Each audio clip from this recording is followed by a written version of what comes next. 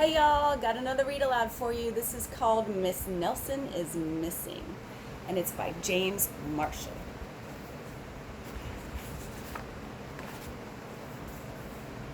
The kids in room 207 were misbehaving again. Spitballs stuck to the ceiling. Paper plates whizzed through the air. They were the worst behaved class in the whole school. What a mess.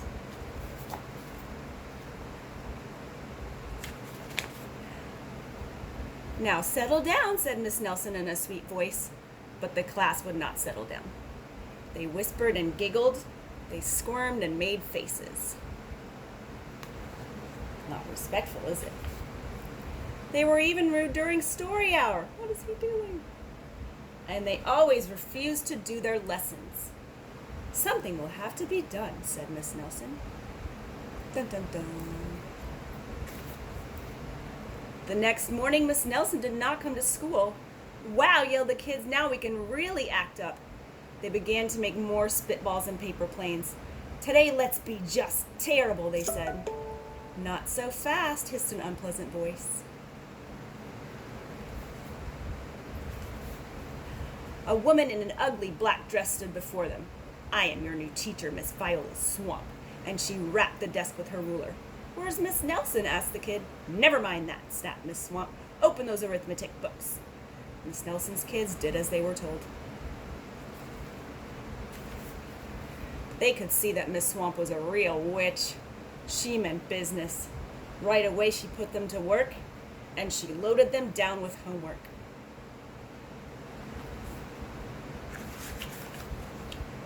We'll have no story hour today, said Miss Swamp. Keep your mouth shut, said Miss Swamp. Stay perfectly still, said Miss Swamp. And if you misbehave, you'll be sorry, said Miss Swamp. The kids in room 207 never worked so hard. Days went by and there was no sign of Miss Nelson. The kids missed Miss Nelson. Maybe we should try to find her, they said. Some of them went to the police. Detective McSmog was assigned to the case. He listened to their story. He scratched his chin. He said, I think Miss Nelson is missing. Detective McSmog would not be much help. Like, duh, we know she's missing. Other kids went to Miss Nelson's house. The shades were tightly drawn and no one answered the door. In fact, the only person they did see was the wicked Miss Viola Swamp coming up the street. If she sees us, she'll give us more homework.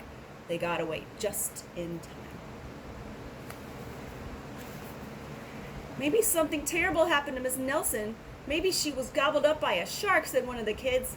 But that didn't seem likely. Maybe Miss Nelson went to Mars, said another kid. That didn't seem likely either.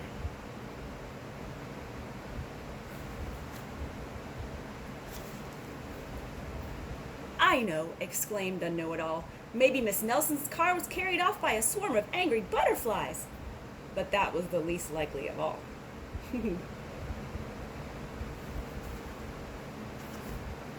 The kids in room 207 became very discouraged. It seemed that Miss Nelson was never coming back, and they would be stuck with Miss Viola Swamp forever. They heard footsteps in the hall. Here comes the witch, they whispered. Hello, children, someone said in a sweet voice. Who is it? It was Miss Nelson. Did you miss me? She asked. We certainly did, cried all the kids. Where were you? That's my little secret, said Miss Nelson. How about story hour? Oh, yes, cried the kids.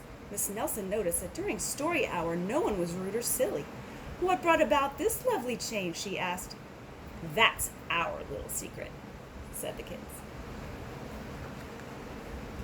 Back home, Miss Nelson took off her coat and hung it in the closet right next to an ugly black dress. When it was time for bed, she sang a little song. I'll never tell, she said to herself with a smile. P.S. Detective McSmog is working on a new case. He's now looking for Miss Viola Swamp. Figure out what she did. Tricky, tricky. All right, guys, I love you. See you later. Bye.